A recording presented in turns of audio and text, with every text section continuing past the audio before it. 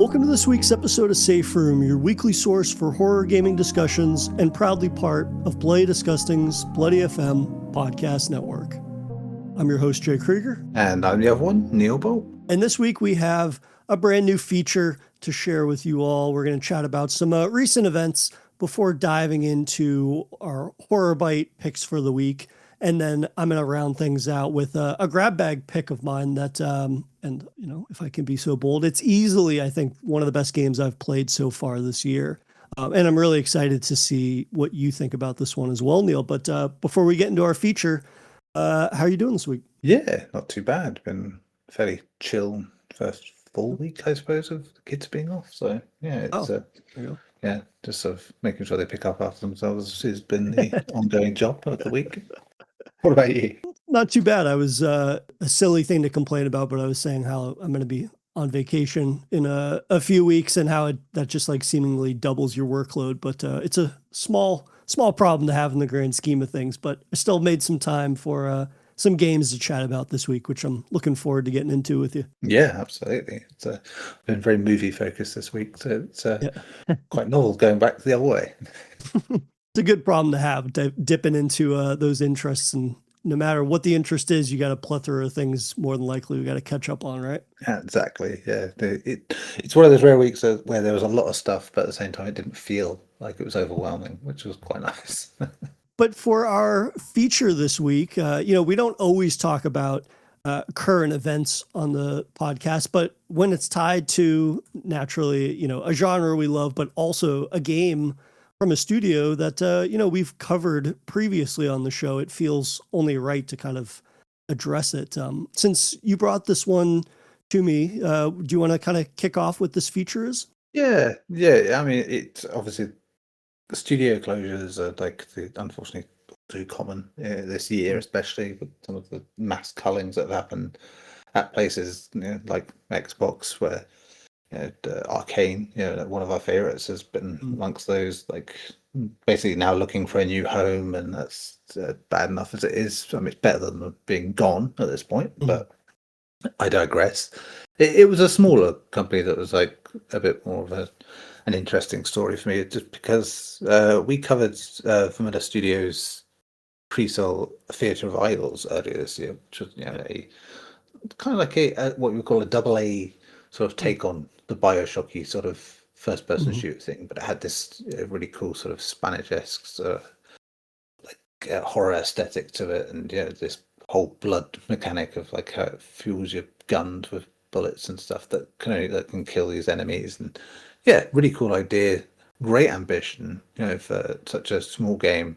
It obviously had some creaky parts because of that, because it was such a mass undertaking, and it felt like the first big game under like Blumhouse's game label, which is another part of this that's quite shocking in some ways. But recently a lot of the staff had come out to sort of say that the entire studio is effectively closing down. I think one of the heads of the company kind of rode that back later and said, no, we're still going, but at the same time, all these staff had gone because this is a very small studio. I think it was never going to be great if you lost that many people in a studio this small. And various developers put out statements, about how fortunate they were to work on this and how happy they felt about it. And so it was a bit of a shock, really. Like, no one said it did great, but the game only came out in February. I think February. I think I've got average scores of about 74, which is reasonable, I think, considering being a horror game and an indie game, going for that sort of ambition, kind of the sort of thing that gets kicked a bit more sometimes, I think, compared to other genres. But I mean, it's strange, I think, but very much half of the course, sadly, with what's going on. I did think, like, Blumhouse backing not being a safety net for a small developer reaching that high technically is troubling, for a start. I know Blumhouse don't own them or anything like that, but financially you thought maybe they'd be in a safe position to push that game. But then you think, okay, maybe did they just make a bigger game with that backing, knowing that they could kind of gamble a bit more, which is even more sad if that's the case, because it's like they tried that hard to make something that felt like an even bigger game than it was. Mm. And we said earlier in the year when we were talking about that game how it'd be great to see what they could do with a sequel or any other ideas based on what they've had in that first game, and it's not going to happen. Simple as that now, because a whole company, which as I said is very easy when there's like less than a dozen people really, I think, working for them. Yeah, I mean, we need games like this with that kind of backing as well. I hope it doesn't end up being that Blumhouse Games kind of looks at this and goes, "Oh, yeah, we don't like that." Like we don't like failure being attached to our name in that way.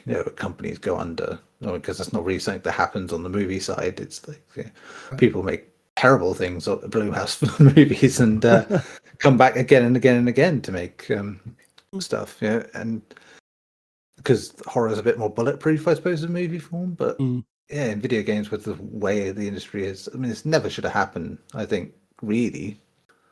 But yeah, here it is. It's happened. And in this particular instance, it just feels particularly raw because, yeah, the other stuff just feels like, senseless greed and idiocy from higher ups. Right. I don't know. Here it does just feel like the opposite, where it's just like everything is out there is so hard to survive in that you can't even gamble like this level. I mean, what did you sort of think about this demise? That's the thing, is that I suppose it's not terribly surprising given just in general, like thinking about this year and especially last year, just like how fraught the industry is with not only these, redundancies being made, but really promising studios being shuttered after having not only, having critical success to the degree where it's like, this game, for better or worse, is like fairly middle of the road in terms of its reception, probably a little bit more so than middle of the road at that. But, there used to be a space for games like this, and to have yet another example of a game from a small studio that, has some aspects to it that, if we want to simplify it, like rough around the edges, this or that, but at the core of it is an enjoyable experience that not only sports this awesome art style and this aesthetic to it,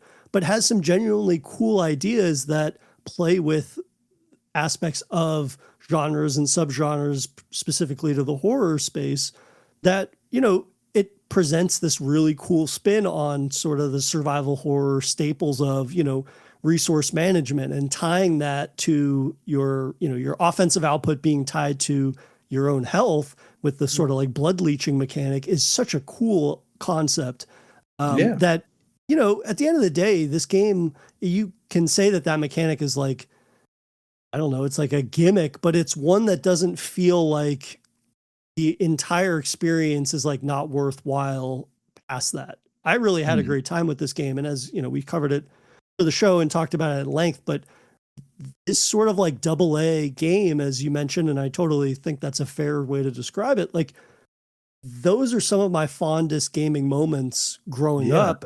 And, this is a space where a studio could, maybe 5 or 10 years ago, maybe 5 years is even too little of a time period, but 10 years ago, a studio that's up and coming could really have made their bones in that space to blow up to the degree that they could, grow as a company, they could get more financial backing and make what could be, who's to say, a game of the year contender. Not that that's what everybody sets out to make, but just make a game that is recognized in its respective genre to the degree that you can look back at the developer's portfolio and be like, oh, okay, I can see potential here.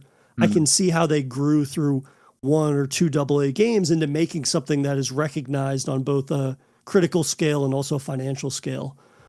So it's incredibly disheartening for a studio like this, which, the CEO came out and said basically, oh, well, we've laid off that entire team, but the studio still exists. It's like, well, oh, sure, maybe that's literally the case. But for somebody like me, I view it like, well, if that talent is gone, that studio name didn't mean anything to me before I played this game.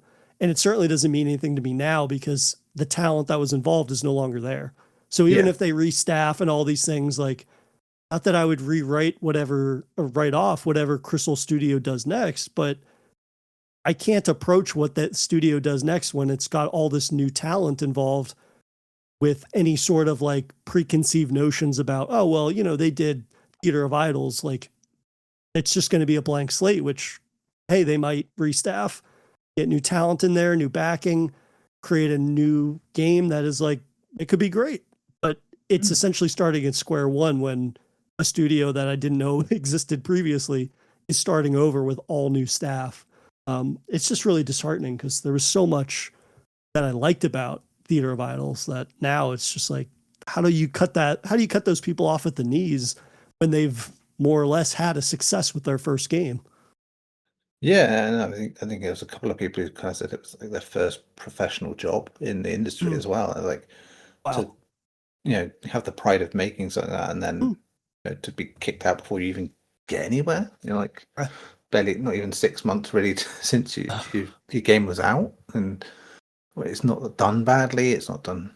It's probably performed quite well, really. I think, mm, but especially on the Bloomhouse sort of backing model, I would imagine of don't have anything too expensive and just get it out there and make profit, etc. I mean, it's probably a bit different to the movie side of things in that regard, but still, what we've got so far from the Bloomhouse Games label was quite promising because it wasn't all like, oh, we're all just trying to have lots of big budget mm, games that can't really be made on a small budget.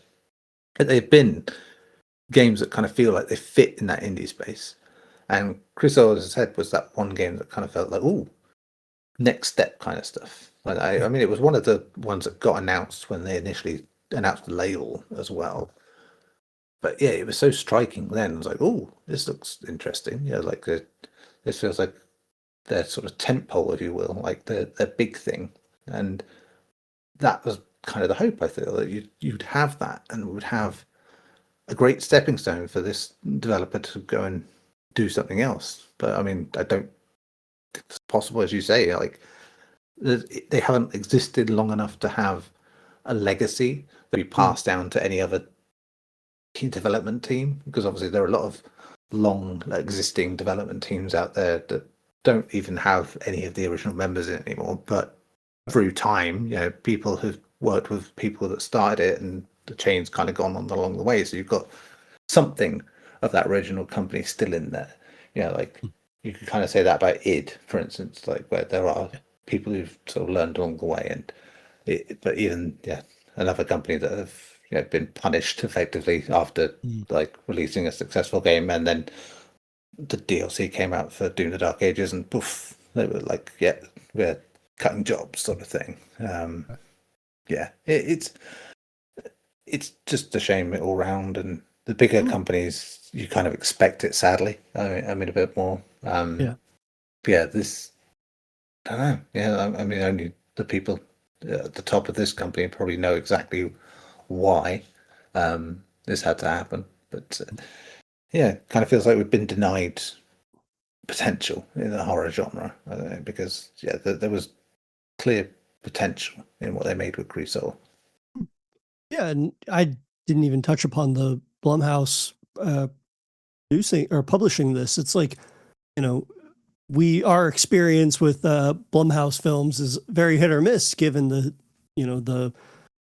sort of amount of films they have in their portfolio, right? There's for every one, whatever major franchise they have, they've got 5 to 10 like really crappy films that almost feel like they were straight to streaming. And so, initially when we had learned that they were going to get into publishing games, it was that thing where it's like, well, we know they're coming with a budget, but are they going to just be publishing a bunch of slop Yeah. along the lines of what they had done previously? And, all things considered, and I have not played every game that they have published, but all things considered, all the games that they have done so far are either mostly positive on Steam, or in the case of something like Fear the Spotlight, overwhelmingly positive. Mm. So the notion that you could have a game like Crisol Theater of Idols that, again, has performed well, and yet even with that backing, they're closing that entire studio. Now, who's to say where that talent is going to go? Hopefully they, of course, all are able to get consolidated in some way that, they could come back into the fold, because you would hope that they had earned some kind of goodwill just in terms of the reception that their game received with, being associated with Blumhouse. But at the same time, like, at this stage of where game development's at, it's just so disheartening to see that people that, again, you made this game. It's not the best game ever made, but it's an entertaining enough game that has reached enough success that you would think that would be enough to secure you for your next project. And that's simply not the case anymore in the state of games. And, we've seen studios that have a long lineage of success, both critically and commercially, that are being shuttered still to this day. And it's such a sad state of things. And of course, we're extra sensitive to it, I think, because it's the horror space, and you get to see something that is kind of turning a trope of a genre or subgenre on its head in a way that actually is adding something to the overall experience. And yet that's still not enough apparently anymore to make to give a studio enough success, just enough success to fund the next thing. So it's super disappointing to see, especially with something that's as gorgeous as Theater of Idols is. Yeah, that's it. Like I said, we do need games of this level, because that gap is still there in the market, because big game publishers aren't really doing that kind of thing anymore, unless it's literally remastering, remaking the things that were once blockbusters but seem quaint, sort of thing. But to fill that vacuum, we need a lot of developers in all genres as well to sort of do that. And it definitely hurts every time someone gets the chance and doesn't get to see it through, But yeah, that's unfortunately a glum start to the podcast. We don't have too many glum starts, but it is an important sort of story that came out within our genre recently. So it's worth addressing, especially when we covered the game and loved it so much. But I will say, it hasn't dissuaded me from checking out other games that Blumhouse has produced. And actually this week, I didn't play enough of it to cover it for the show in any capacity yet. But I did start Hear the Spotlight. So I'm going to be hopefully reporting back on that sometime soon, because I played like the first hour of it and enjoyed it so far. But have more to say on that one in the future. But I think that does it for our feature of the week, and we can dive right into Horror Bites. Yeah. So did you want to start with one of yours? Yeah, I'll kick things off. So my first pick for Horror Bites this week is going to be Midnight Snack from a developer is Board Games. And this is a developer who I will be returning to later when we get to my grab bag pick for the week. So this was a nice primer for a game that they released this year, actually, that I have a lot to say, and you got to play it as well. But did you get a chance to check out Midnight Snack? I did, yes. You did? Perfect. So Midnight Snack is a very short, true to Horror Bites, it's a very short first-person game that is based on, this phenomena that we've seen with a lot of Horror Bite style games, where it's kind of based on like a dream or a nightmare, so to speak. And so the hook of this game is that, you're basically traversing this eerie forest. It's kind of surreal in its structure. You begin in an apartment. You begin in your apartment's kitchen, and then you find yourself in this forest, and then, something ends up going bump in the night. But the real sort of like gimmick and unique presentation of this game is the fact that your point of view is from that of a microwave, as if you were looking into a microwave, and that's your sort of portal into this dreamlike world. And furthermore, it's not just that that's what your perspective is, but the way in which you traverse this world in Midnight Snack is done so by, you've got the dials on the microwave. One of the dials adjusts your point of view. So if I turn the dial to the left and the right, it will let me look left and right in the world. But then the second dial is for the amount of time that my character will be moving in a straight line. So essentially, you end up after a brief tutorial, which is just a corridor that lets you kind of get used to turning and how long you should set the timer dial for, so you know how long you're walking for. Inevitably, you find yourself in that surreal forest and you basically walk between lampposts, and you find some creepy things along the way, more than likely, the remnants of what you would be eating for, it's very thematically relevant, a midnight snack. Yeah. So you do all of these things and it is presented in a unique way. It's a unique spin on something that, more or less you could say is fairly familiar to other first person horror bites that are sort of like dreaminess, if you will. However, when it gets to the kind of like kicker of this experience, there's a layer of tension that's added as whatever's going bump in the night begins to pursue you. And that's when that mechanic is really elevated to a degree that you've basically been training for, more or less, the entirety of this experience. This is an incredibly simple game. It's a very short game. But for me, I definitely applaud this in terms of like the ingenuity of not only the way in which it's presented from that perspective, but also that mechanic of moving, not only, altering the directions you're looking in with that dial, but also like getting down the amount of time you need to turn the dial so you can begin to sort of like anticipate how long you'll move for before you can, stop, reset, and then keep moving in a new direction. So yeah, it's super simple, super sweet. But I think that for me, like, it's a nice escalation of teaching the mechanic, presenting the world, and then adding an extra layer of like boot on your throat, almost kind of tension that is very short lived. But at the same time, it's perfect for a game that takes, I don't know, 5 minutes to get through, 10 minutes to get through. But what did you think of Midnight Snack? Yeah, I mean, as you were talking about that sort of movement mechanic, it's in a way similar to what you would have in like a tactics game where you would like set your path forward, and obviously then you're fixed to where you go and what comes up in your path. Maybe I'm going to invoke XCOM here, but yeah, the fog of war in XCOM, where you would suddenly go into an area where you can't quite see, but you then sort of can't stop what you end up getting into because of that. Done on a smaller scale and obviously in a 3D space, which is quite cool. And using that sort of mechanic of the timer to do that, it adds this little weird tension of like trying to figure out like if you're doing it enough, and like it would be so easy to game that if it it was just like, oh well, I could just do a little bit, a little bit, a little bit. But obviously, as you said, once the game sort of shifts into a more of a pursuit thing, then you have to think about that bit more. And yeah, it does add this extra little layer to that tension as well, which is great. I love the idea of this control scheme, this dream idea of like controlling things from a microwave effectively, and it being part of like the thematic dream you're having, and these manifestations of guilt that you get basically that's causing these things in your dreams. And yeah, really simple idea.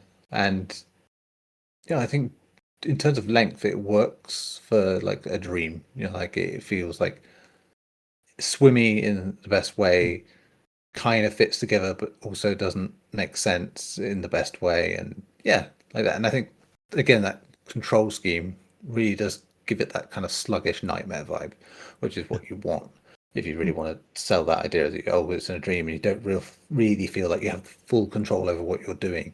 And yeah, so it's some funny ideas that kind of end up working quite well as a thematic whole. And yeah, I was very impressed with that, and it just made so much sense once you kind of got into it. The gimmick of it, oh, it's on a microwave, haha, sort of thing.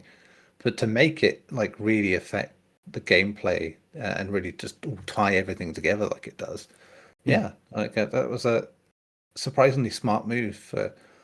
Sounds like not a dumb idea, but like a silly idea that just seems like you do it to see well, it'll be a laugh, so let's do it, sort of thing. It's not. It's like the whole thing just makes sense, ironically, for a dream sort of scenario. Yeah, that's the thing when I try to keep in mind with us covering like horror bites as long as we have been is that, the origin of maybe like the setting or the type of experience that a lot of these games have at a certain point is not going to always surprise you just because of, the sort of trends that we see pop up on, whether it's itch, whether it's just, games in general of this size and scale. But I think for me, like I always like and appreciate, especially games that are able to take very conventional means but present them in a way that is unconventional. And like, yeah, Mm. if this game was longer than whatever the 10 minutes it takes to play through it, that mechanic of moving by turning the dials might grow on my nerve, like might get on my nerves, but Yeah, it doesn't bother me when it's a 10-minute experience. And if anything, it's really like packing the biggest punch for such a short experience. So for those reasons, like I really appreciated this. And it ended up being a great primer for a game that, like I said, we'll be covering and chatting about at length later. But I think it just speaks to this studio's ability to take familiar concepts and apply a layer of ingenuity to them. yeah, Um, absolutely. but what was your pick for Horror Bites this week? Yeah, just the one, but Yep. I went for Zvax's Stories to Tell: The Stoneville Incident, which is Hmm. the third game in the sort of short form anthology series of Stories to Tell. Previous games are Runaway and Greyville Stay. Hmm. I mean, this one kind of hit me straight away because oh, it's a found footage style game straight away, and that's excellent. Made by a 16-year-old, again, I might add as well, which is Hmm. astonishing. Um, it's a Spanish language game with subtitles, but yeah, and for the kind of format it works. Again, this is about 15 minutes ish, I Hmm. think, to play. In this game, you're playing this young guy who's moved to a new house, and he decided to document it through a series of vlogs. And so it's very YouTube-esque in terms of the content he's making, and like so it starts out with him just sort of holding the camera at arm's length, which you can see as you're through that viewpoint, and him sort of talking about like say what's going on with this moving into this house. And like any good found footage, it sort of begins to escalate in small ways to strange things happening, disturbing things happening, and yeah, just each one being like its own little vlog of having that what's going on and what's occurring. I mean, it's the character models are like that sort of eerie enough that they work quite well for this format as well. Like there's a slight realism to the face. It looks like they've mapped a face on for the main characters, which is great because of the Hmm. simplicity of everything. It works, and because of the lo-fi sort of vlog sort of idea of it all, it kind of masks a little of that and works well with it. So yeah, it's those little not knowing what's coming next in the story things that quite got me. Like you would suddenly be like, oh, we just done this bit, very simple, blah blah blah. Then the next one is like, you get this instant setup of what's going on, but like you don't have the full context till he starts sort of speaking and saying what he's seen or what's happening and Hmm. like that. And yeah, it feels quite intimate in those moments. You kind of feel those moments of isolation in these sort of analog recordings, and Hmm. yeah, again, one of those games like we just said with Midnight Snack, where a short runtime makes sense for what they're doing with it. I think the sort of vlog format pieced together like this, sure, you could do a longer game, but I think it would just be so much fluff. I think really here the idea is you want to get to the heart of the horror stuff. You could watch a long form video series where they kind of hint at that sort of stuff. I like that. I can't remember the guy who does it, but there's that guy who does that vlog series online where he's basically LARPing as being the last person alive in the world, sort of thing. And but then begins to find that there's something else coming after him that's there, which is cool and great as a long form series. But yeah, here Hmm. the idea is to sort of get to the meat of what's going on. And I like that, that they don't sort of push beyond what it needs to be. Perhaps you could make like an hour-long game out of it, but nothing wrong with it being 15 minutes, I think. Yeah, I mean, I did go and check out the other two games after this as well, and I was like, I quite like this as a little series. The things they're doing and the ideas behind them, and age isn't always a problem with these things, but 16-year-old making something as quite punchy as this, it works so well. I was very impressed. Yeah, and and I think they said this was based on a nightmare they had. And which going from what we just said about Midnight Snack, two very different ways to sort of recall a nightmare, and both work in their own ways, and one feels more like a traditional nightmare, maybe before technology was like pushing things, but this is more of a technological nightmare, for the modern age. And it was a nice sort of a happy accident that we had two games that did that. So close together in the horror bites. But that's enough about me going on about it. What about you? How did you find this one?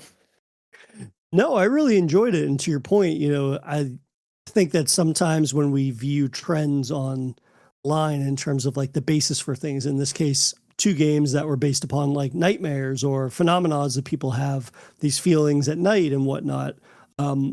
Games that we've been covering this week prove that, you can tackle these concepts that maybe some people might feel are being like done to death, but you can cover them or expound upon them in two very different ways based upon not only the perspective, but just like the mechanics, if you will. But in this case, it would be the presentation of that perspective. And to your point, like I really love the found footage aspect of this. And I enjoyed this so much that now, I definitely want to go back and check out the other entries in the stories to tell, sort of like anthology series, if you will, because of the fact that like, while you might be able to say that like the story beats that it takes are in line with what you would expect, I still think though that like the execution of those tropes, whether it's in terms of the themes, whether it's in terms of the setting, whether it's in terms of the escalation of the horror, like it's still executed on with a level of precision that is really well done. We've talked a lot about games that maybe we've played them and we're like, that didn't necessarily like rewrite the genre. Not that every game we play needs to set out to do that, but if you're able to do something that maybe is familiar, but it's done so with a level of expertise that you truly, it's an example of a developer that truly understands what they're going for and exploiting the best aspects of a genre or subgenre, then like, Stories to Tell, the Stoneville incident, like is an example of that for me. It builds really nicely. To your point about like the character models, I found those to be like really unsettling. It's just something about the way that they look that, I don't know, it just like makes you uncomfortable before even anything supernatural happens. And that found footage aspect, I think, just like makes the player feel a bit more like present in the immediate, for whatever reason.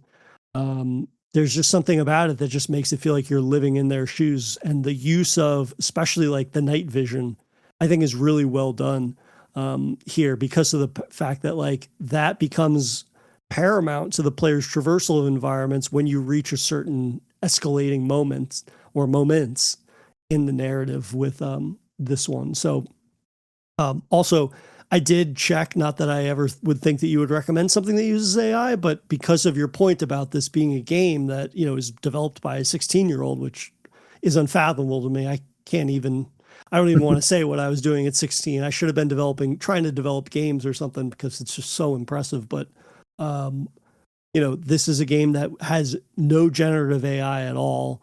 And I think this game looks really great. And again, just like it's a game that not only looks great, but it does a great job, I think, of utilizing the core concept of stories to tell and doing so in a way that like is very proficient, but it's also feels like it's directed very well because it is a 20-minute experience at most. And there's really no extraneous content or fat on this in a way that I think lets you get right to the point. It introduces the overall premise of stories to tell, sets the stage, it drops you off into this world, and within 20 minutes, you kind of hit this arc of a traditional horror Mm. film, if you will. So this is just so impressive, and I'll probably end up diving into the other two games, Grayville Stay and Runaway, tonight once we're done recording and whatnot, because this was just really, really impressive. Yeah, it really was. And yeah, the no AI tag on Itch.io has Mm. proved to be fairly useful so far. Yeah. It's, I mean, I must say, there are times I don't turn it on when I initially do my search and then do Mm. it to see what games suddenly disappeared. It's like, yeah, Mm. it's usually the very obvious suspects, but Sure. yeah, like certainly the biggest disappointment is it just ups the ante on like low effort nonsense basically being on there, which was a problem anyway with it, because you're going to get that sometimes, what you would basically call video game shit posting. But now it's like not even the effort to do the shit post yourself, sort of thing. Yeah. Yeah, and that happens, and yeah, there are various caveats. I mean, Steam's no different as well.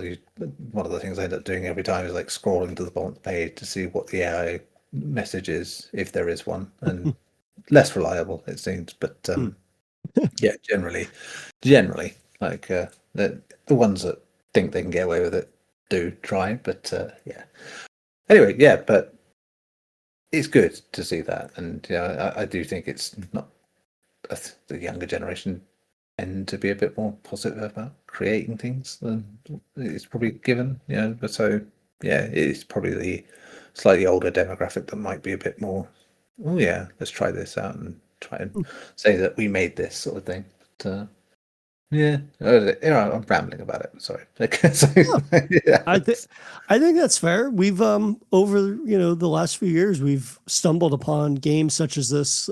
Thinking about developers like Geordie Boy, right? Mm, These younger up and coming, I mean, like really young up and coming, obviously fans of games, but actually like sitting down to make something from scratch that is indicative of, whether it is contemporary or whether it is more classical approaches to horror, and yet more often than not, we're finding that you know, at least in terms of like horror and understanding what works and what doesn't, like the kids are all right in that regard. yeah, absolutely.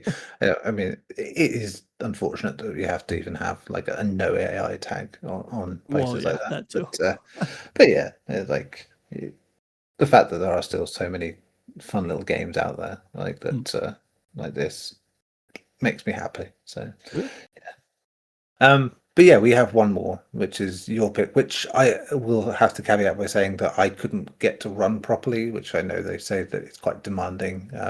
So I didn't really get to play much of this, unfortunately. But tell me more about the lure. Yeah, this one is super short. This is by Roger Entertainment, and it's so short, in fact, that if you have time at some point, I definitely recommend checking it out because it it feels more or less like a technical test in a way. Like this is another one that Mm, is about 10 minutes or less to finish. But, I think first and foremost, this is a game that like visually literally jumps off the Steam page. yes. So, you play as this detective that is searching for a missing colleague. You basically go into your missing colleague's apartment. Clearly, your colleague was investigating something. And it seems like his investigation got a bit out of hand. And then the supernatural naturally occurs where you find that you're caught in this loop. And the further that you investigate into not only the disappearance, but the apartment itself, and the more that you repeat this loop, there's a body horror element, and it kind of just goes from there. And so, I think for me, what this game did a great job of was essentially establishing like a sense of space. Your colleague was investigating a missing persons report.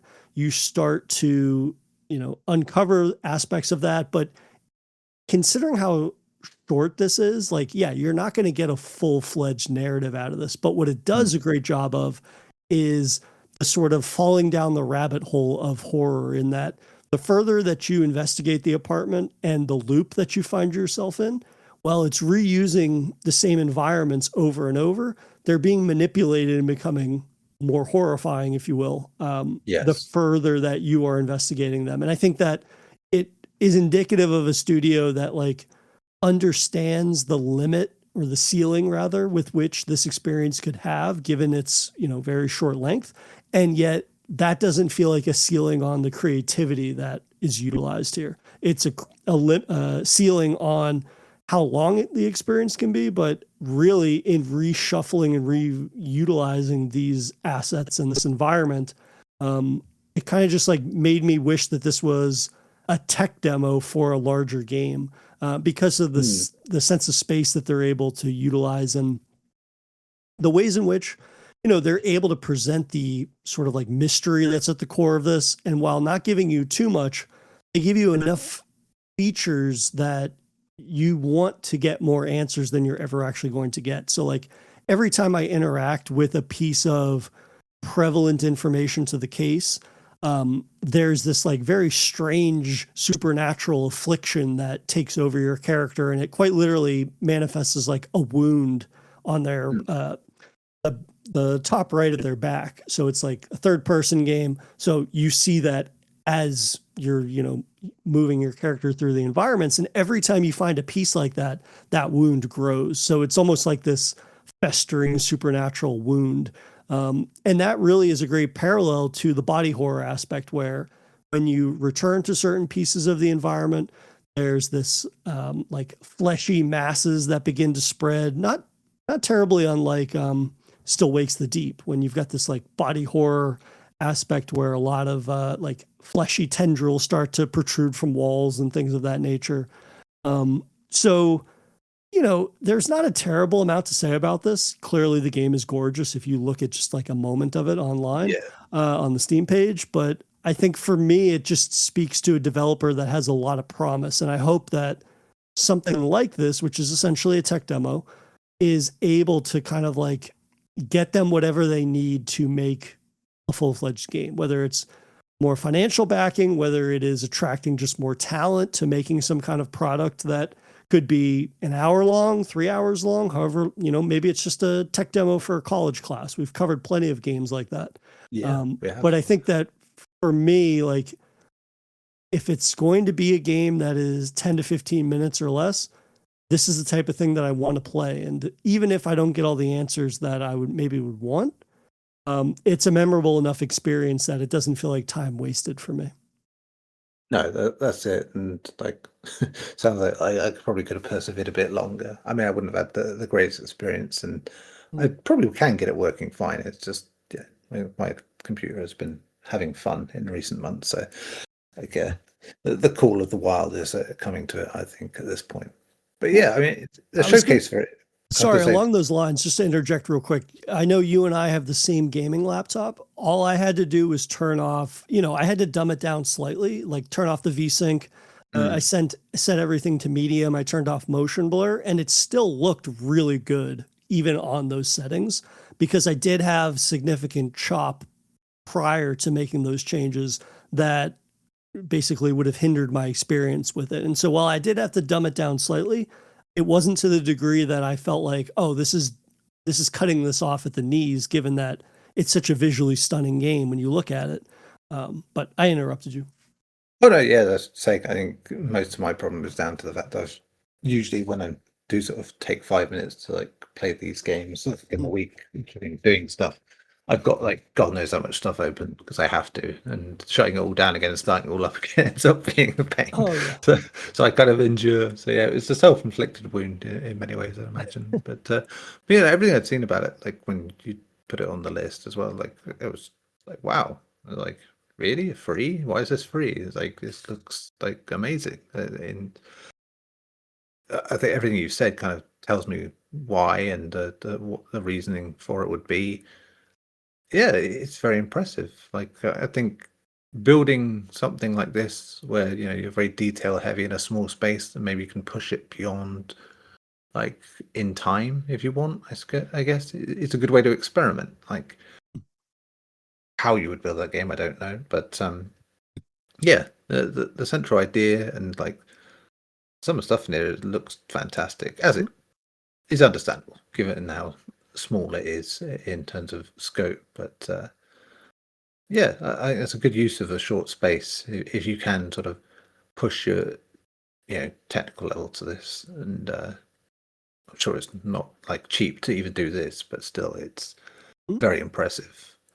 absolutely. And, not to take it back to what we were chatting about in our feature, but like this is an example of something that shows a lot of promise. Now, it's very different considering that this is a 10-minute experience that is completely free, but I feel like there is some level of parallel between what we were talking about with Crisol and something like this, where it's like, yeah, it's not the best thing I've ever played, but it shows promise in a studio that, is more or less up and coming. And so, like, yeah, if this is not a continuation of, whatever Roger Entertainment does next, like, sure, I don't maybe need a full game of the lure, but I hope that this influences and inspires whatever they do next. And so Yes. I think that again, like, is one of those sort of stepping stones, if you will, to what could be their next great game or their first great game in some regards. Yeah. So yeah, again, it's free, so it only costs you your time. But I think that it shows a lot of promise in something that is simple, but at the same time presented in a way that is really, really intriguing. Yeah, I think it's a good way of getting around things. I mean, I would say I hope that they don't think that they have to go to that graphical level if they do make something bigger, Sure. because I think if you're a small team, it's going to be a lot of money and a lot of time. And Mm, I think we saw that with the Negative Atmosphere, which is a long-running sort of Dead Space-esque game that was mm. before the remake of Dead Space ended up coming out. That kept pushing and pushing to be better looking and be more immersive, and like struggled because of that. And it's Yeah, unfortunate, and we don't want that. I think you can sort of look at what you've got and go, okay, so we can make compromises. But if we have an idea that's strong, whether that be a narrative one or a mechanical one or a good combination of both, then great. But yeah, it's nice to get people to pay attention to what you're doing with something like this. But yeah, I think maybe the compromises would be needed to sort of push on if they're going to make like something bigger. absolutely. I think that's a great shout too about like, yeah, I harped on enough about how gorgeous this game looks, but I think if you think about like all the games that we've covered, some of our favorite games ever have not been as I'll say like visually stimulating, if you will. So like, yeah, you Yeah. don't have to have a game that is absolutely gorgeous to make it worthwhile and checking out. But if anything, maybe this is, it definitely puts more eyes on your studio. So, Yes. if this is a stepping off stone for something that maybe is a lot less like visually impressive, but it has the same attention to detail in terms of the world and the environmental storytelling, I'm all for that. So, no harm there. Yeah, absolutely. Well, that's going to do it for our horror bite picks this week. So why don't we take a quick break, and when we come back, we can dive into my grab bag pick for the week, which I don't want to speak for you, but it's certainly one of my favorite games that I've played so far this week. So we will have more on that game in a moment.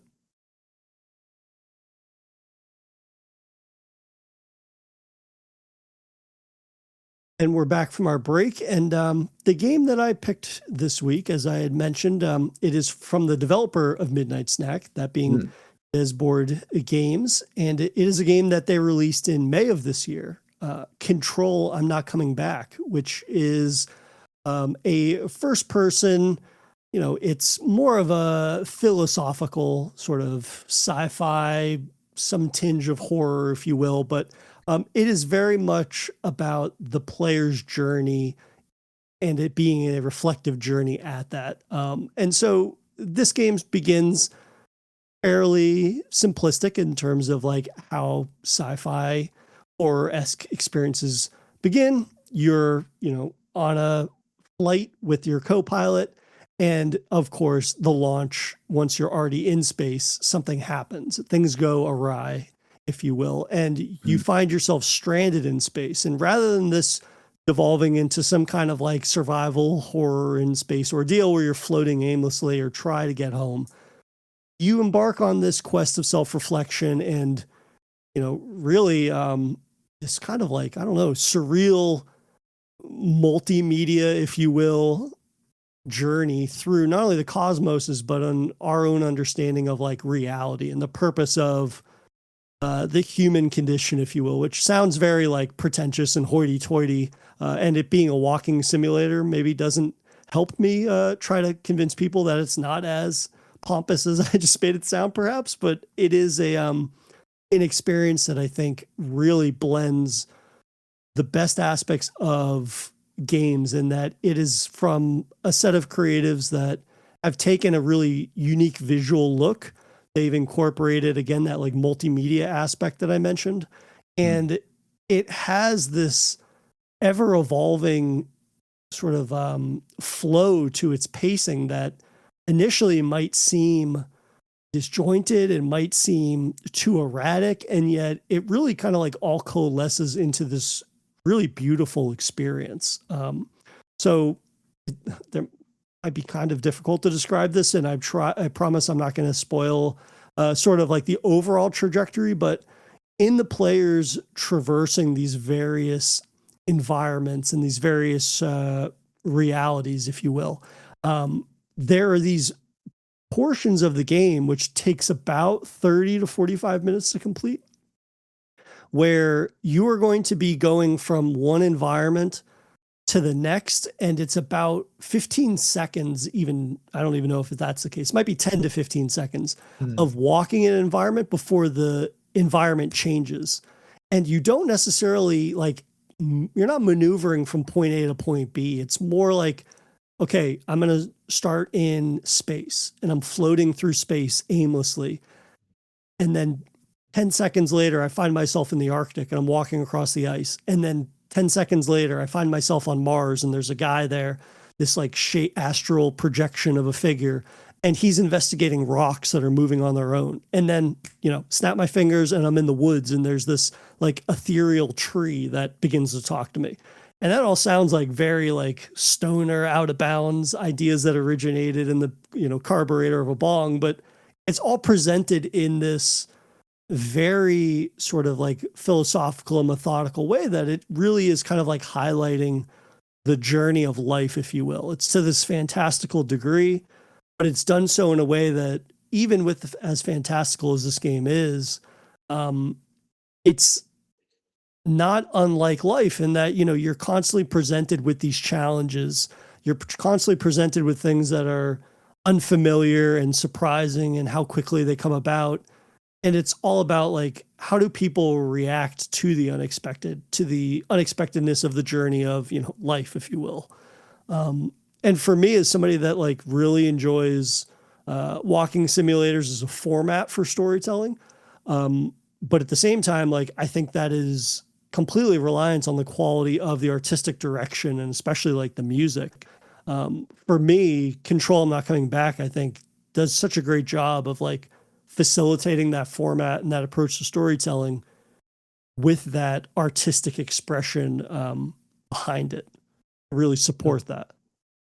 Yeah, absolutely agree. I think when you're talking about this, the thing they keep bringing up in like the descriptions is about having an inspiration based on hopecore aesthetics, which Mm. yeah, if you don't sort of know what that is, that's like, it was a TikTok trend effectively of like the splicing of like very hopeful looking imagery over like positive vibes and stuff. You've probably seen those videos, and not even just on TikTok, but they did sort of leak out onto Mm. other video formats on the internet, like, and have been spoofed and memed and done to death in other different ways in that time.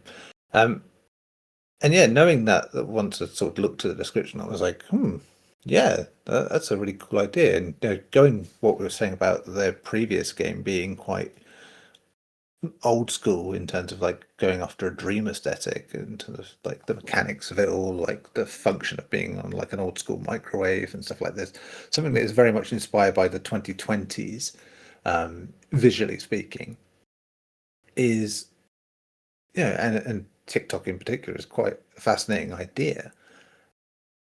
So yeah, but then you could have done that so easily just being that, and it is just really splashes and moments here or there. It's how this sort of pushes it beyond that and does more surreal, more vivid spaces, things that don't really make sense, but they keep the positivity of the message. They keep they're pushing you forward. They're hoping against fear, effectively, that this story Mm. lays out, which is, the horror of it is the idea of like, well, what's the reason, or what can I do in this situation? Why can I, why should I carry on, like thing? And this story is giving you that impetus to say, hey, no, look like that, and giving you that sort of minute but meaningful interactive control over it matters more than just like watching a video that does it. And I think that, as you said, the sound design and the music especially is just so well in tune with that. It has to be to sort of get that aesthetic working as well. But those little sort of scene transitions, as they say, that are like on the beat of the soundtrack that it has, is quite cool. And like Mm. the montages that come up with that, again, very much inspired by those TikTok videos of homecore stuff. Yeah, I mean, again, a concept that just feels nailed down from top to bottom, and it's astounding. I think that was the best thing. The more I learned about it, the outside influences of what made Mm. this happen, and it just, yeah, it was great to find that out. That kind of feels like most art should be, like Mhm. with you. I mean, yeah, entertainment's great and everything, and hitting basic emotional beats, wonderful. But like something that makes you curious enough to check out why and the hows and Mm. of what it's doing is always rewarding, because it gives you more thinking time about that, more about the game, where you go, oh yeah, this is amazing. Like they did this and they did it in that way. Like from what is a very hokey trend online in terms of TikTok with well-meaning intention, Mm. like to put it into something that actually kind of delivers on that, um, still kind of retaining that sort of roll your eyes sort of optimism about things at times. But yeah, I don't know, because you're in the experience more, it connects that bit more than just something you would just, as I said, literally you could just sweep across and onto the next thing online. And those little choices, again, nothing major about them, but they draw you in. They just give you a bit more to the story.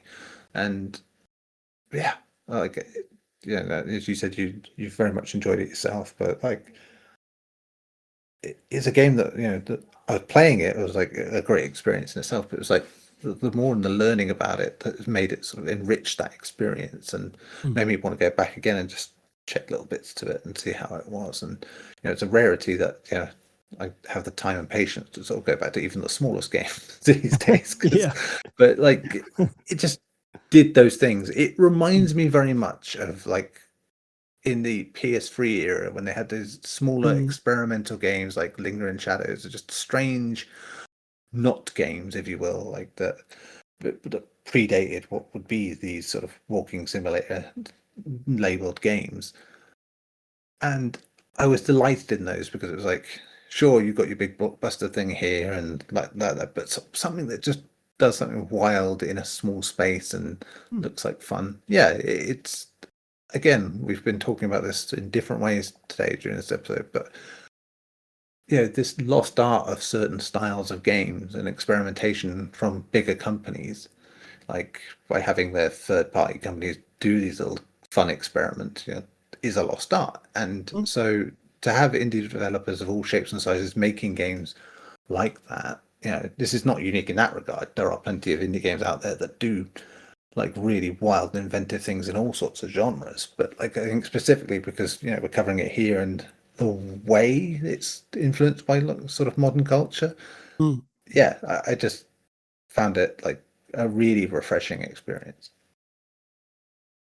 Yeah, and I think to your point, like I even took the time to replay this one, which just given sort of our hectic schedules at this point, it's like I'm going to revisit a game that only takes an hour. Like a few years ago, that would have seemed like a no brainer, but now it's like I barely have time to play what I do for coverage. And so, like, to finish a game and to really kind of just like kick it around in my brain and then chew on it for a bit and then immediately want to go back, a couple hours later to replay it, just to, re-experience what worked so well for me the first time, but also, there is a brief sort of aspect of like changing your decisions, but it wasn't so much like the typical thing where it's like, oh, I wonder what this new ending will be like, right? We've, played countless games that have those types of features, but for this, when it is so philosophically rich, I was genuinely interested to see how the changing of, dialogue trees and things like that and decision making in that regard would, alter the outcome, and what that would, how that would potentially complement the storytelling or the overall thematic of the game. Mm. And I think that for a game that's so visually stimulating, given that, again, like that quick, erratic sort of changing of environments and getting these like contrasting color palettes, and, there's the aspect of space, sci-fi, horror, or otherwise, that I love so much, where it's like philosophical sci-fi of the morose nature of like being in the cosmos alone. And then what if you found a friend? And what if the friend is not human? Maybe they're not even alien, but it's like finding this middle ground with other beings and sort of like promoting this notion that we might be from different backgrounds and different realities and different species, but at the end of the day, like our experience is not all that different from one another in terms of the trajectory. Like it just makes for a game that I think like is indicative of fantastic storytelling, but also storytelling that can be philosophical and reflective, and also like utilizing genre tropes to the best of its ability. And also just being really weird at times in a way that like is surprising or gives you this brief moment of pause, but it overall complements, I think, what is being said and the sort of like overall mission statement of the game, if you will. Yeah, like positive weirdness is like something that's like one of my weird favorite little things sometimes.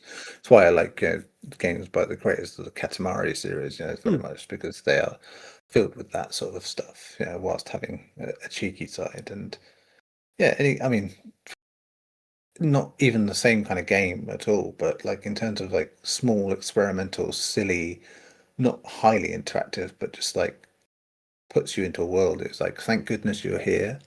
Which I think was last year or the year before, like came out. It was just one of those kind of experiences where it's like you've kind of seen everything once you've played it, but you kind of want to play it again just to kind of reappreciate little bits of it and see like how well you stick to the craft or something. I mean that's not a horror game at all. That's very much like a old school comedy fast thing. But yeah, it's just again one of those games that feels like it's from a different generation, like in terms of like fun ideas on a small scale.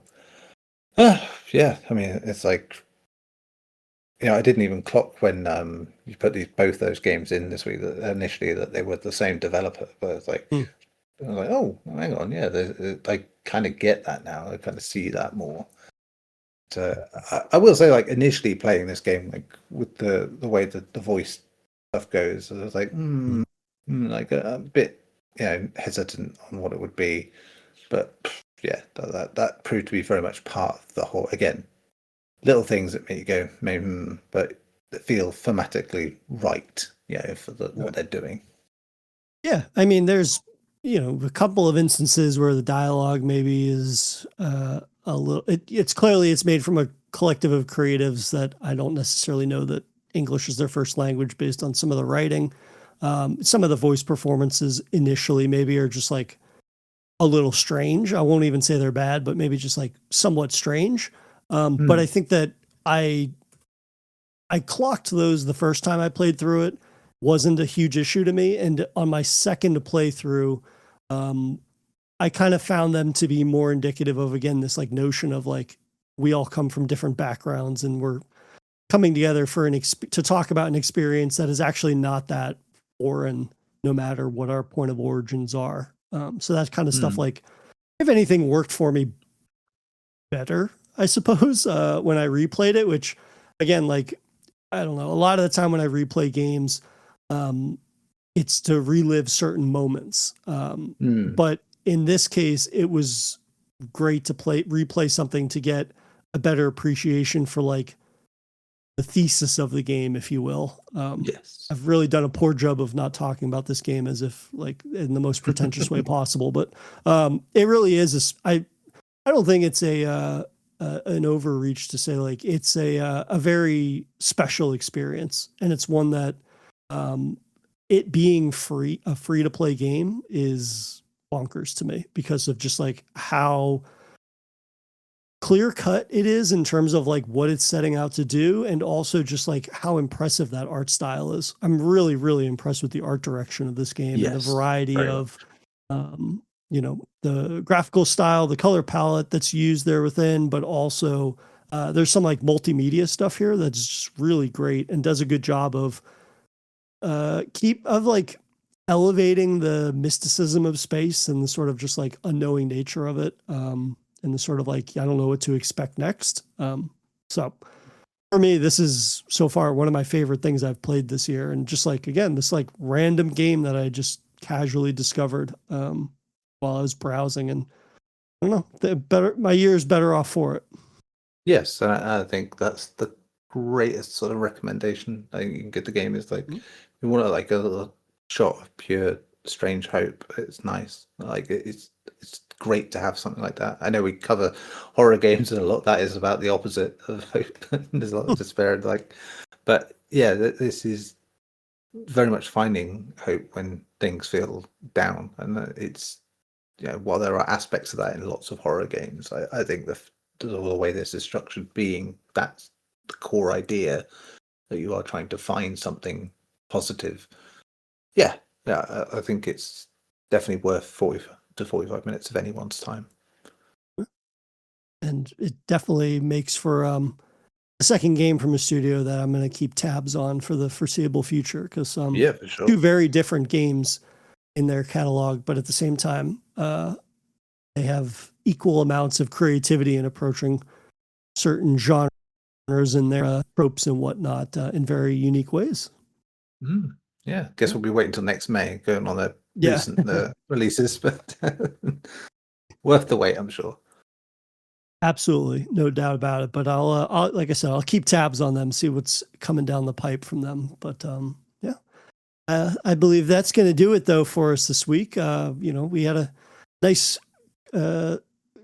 topic for a feature this week that was very sort of like current, and then diving into, of course, Horror Bites and our grab bag. But we'll have all new picks for Horror Bites and our respective grab bags at that next week. But until then, my friend, as always, it's a pleasure chatting horror with you for Safe Room. Back at you, my man. Until the next time.